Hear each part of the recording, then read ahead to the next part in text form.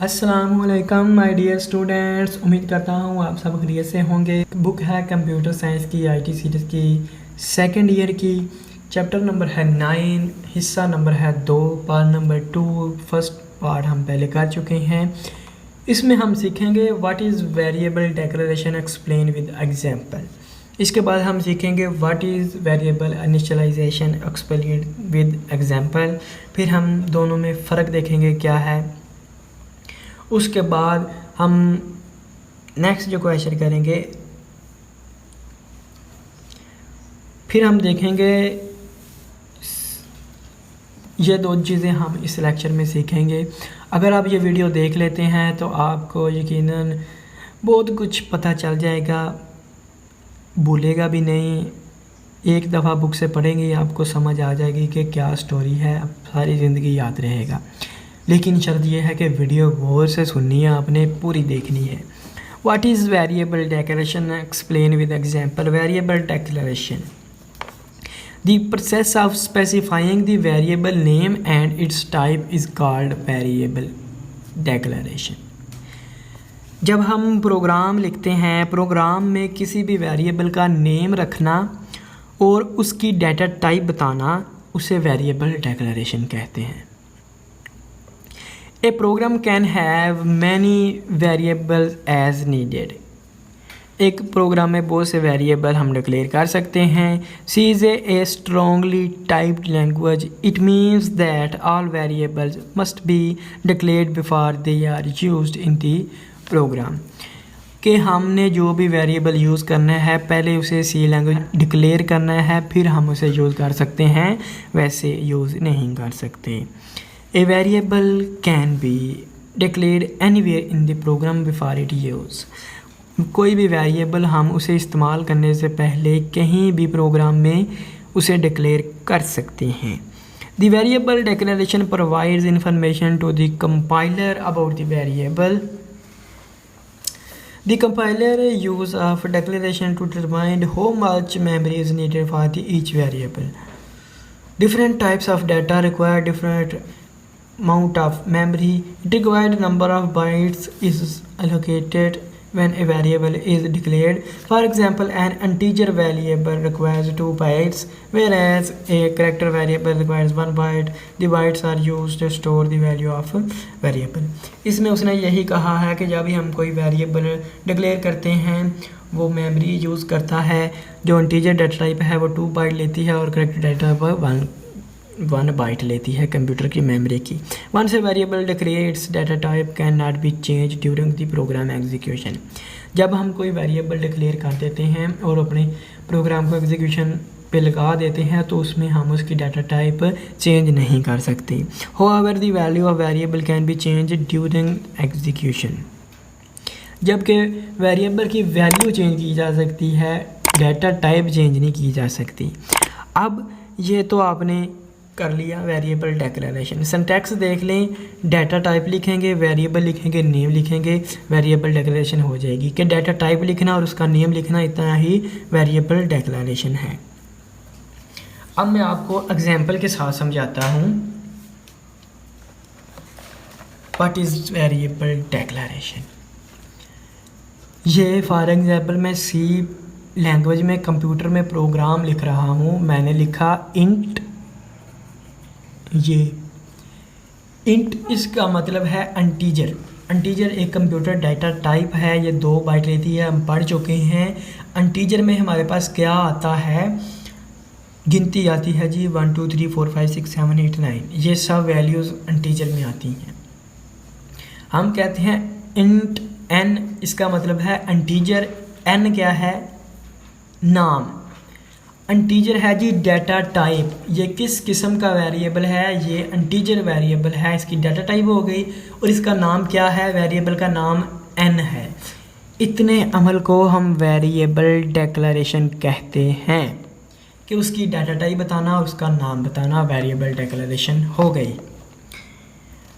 Syntax फिर मैं आपको बताता हूँ, data type and variable name. आगे ये उसने एग्जांपल दी है। Int integer marks float average. ये फ्लोट ये वो है data type, character, grade, double salary. Character मतलब ABC, वेरिएबल नेम ग्रेड है, डाटा टाइप करैक्टर है, वेरिएबल नेम यहाँ एवरेज है, इसकी डाटा टाइप फ्लोट है। फ्लोट क्या होते हैं? फ्लोटिंग पॉइंट वैल्यू यानी अशारिया वैल्यू। डबल सैलरी, डबल यहाँ डाटा टाइप है, सैलरी यहाँ वेरिएबल नेम है। ये आप नीचे पढ़ लेना। In the above example int, float, char and double are keywords that indicate data type the word marks, average, grade and salary are a variable name. Many variable of same data type can be also be declared in single line. Each variable name is separated by comma as follow, कि हम एक data type के कई variable एक ही line में declare कर सकते हैं। इसका मतलब ये है, फॉर एग्जांपल मैं 3 वेरिएबल डिक्लेयर करना चाहता हूँ और उन सब की डाटा टाइप मैं इंटीजर रखना चाहता हूँ, तो मैं लिखूँगा इंट, वेरिएबल का नेम a, फिर मैंने अगला वेरिएबल जब लिखना है तो मैंने ये कामा डालना है, फिर B, फिर कामा C, फिर एंड पे सेमीकोलन डालना लाजमी है। ये 3 वेरिएबल मेरे डिक्लेयर हो जाएंगे इंटीजर डाटा टाइप के। वेरिएबल डिक्लेरेशन तो क्लियर हो गई। अब देखें जी, what is variable initialization. Variable initialization क्या है, पहले मैं आपको एग्जांपल दिखाता हूँ इस बार, फिर हम डेफिनेशन पढ़ेंगे।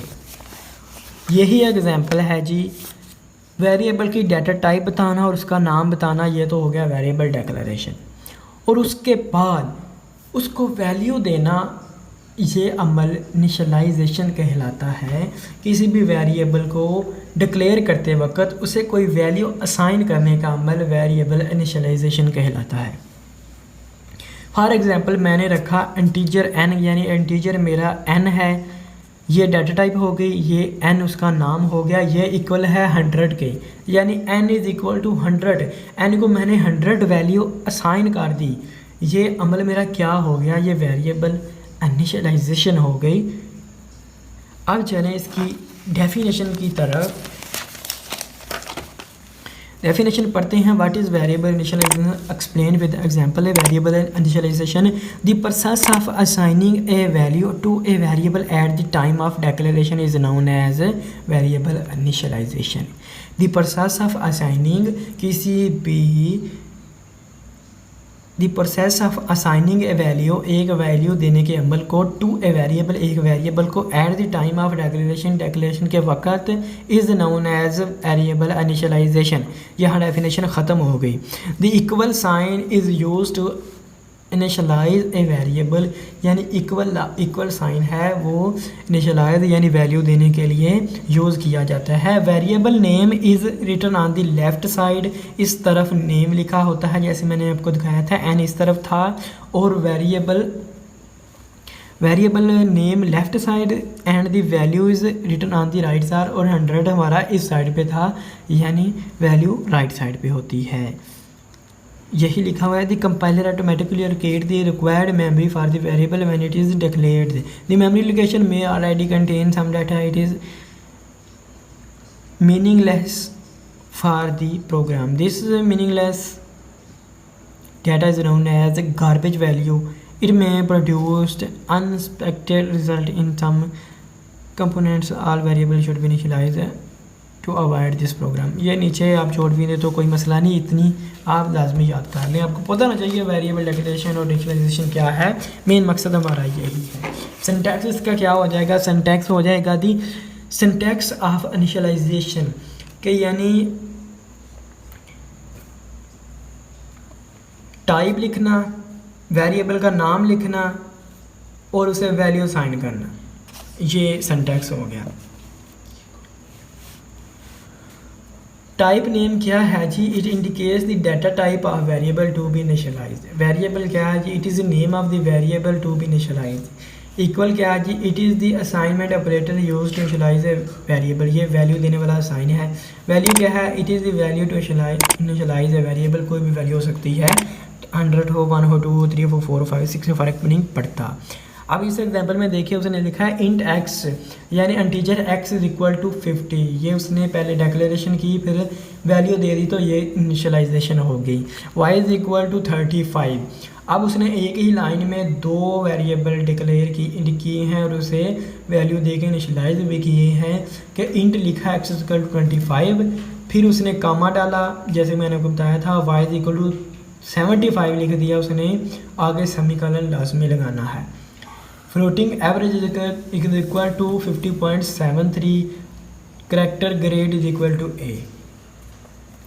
ये हो गए जी इसके वो एग्जाम्पल। थोड़ी discuss difference between declaration and definition of a variable. Discuss the difference between declaring and defining a variable. Generally there is a slight difference between the declaring and defining a variable. Slight difference का मतलब मामूली सा फ़र्क है दोनों में। The variable declaration specify the name and type of variable to the compiler. कहते हैं वेरिएबल डिक्लेरेशन ये उसे कंपाइलर को नेम देता है वेरिएबल का और उसकी टाइप देता है। It does not allocate the memory location for the data to be store in the variable. कि ये कंपाइलर को ये नहीं बताता कि ये कहाँ स्टोर करना है, कहाँ स्टोर हुआ है या कहाँ पे ये वेरिएबल मेमोरी में है, ये उसे नहीं बताता। Variable definition specify the name and type of variable as well as locates the memory location to store in the data in the variable. यही फ़र्क है जी, जो वेरिएबल डेफिनेशन है वो डाटा टाइप भी बताती है, नेम भी बताती है और ये भी बताती है कि ये डाटा किस जगह है, मेमोरी सेल में कहाँ है। In C language, variable declaration and variable definition are not specified separately. The variable definition is automatically performed when the variable is declared. It means that variable declaration also locates the memory required by the variable to be stored data. Next lecture में हम पढ़ेंगे जी write down the rules of naming variable in C language। कि C language में कोई भी variable रखने के rules क्या हैं ये हम पढ़ेंगे डिटेल के साथ। उसके बाद इंशाल्लाह हम प्रोग्रामिंग भी स्टार्ट करेंगे कंप्यूटर में। मैं आपको प्रोग्रामिंग के बारे में भी बताऊंगा कि सी लैंग्वेज में हम किस तरह प्रोग्रामिंग करते हैं। आपका पेपर जो होना है उसमें तकरीबन 16 से 20 मार्क्स सिर्फ प्रोग्रामिंग के होंगे आपके, ज़्यादा मुश्किल भी नहीं है। यानी अगर कोई इंसान है सी लैंग्वेज की प्रोग्रामिंग थोड़ी बारी सीख लेता है तो उसका पेपर 16 मार्क का वो समझे हल हो चुका है। सो आपसे गुजारिश है इस वीडियो को लाइक करें, शेयर करें, चैनल को सब्सक्राइब कर दें यार। और मिलेंगे नेक्स्ट क्वेश्चन में। खुदा हाफिज़, अपना ख्याल रखिएगा, दुआ में याद रखिएगा। Thank you for watching this video. We will meet in the next question. अल्लाह हाफिज़।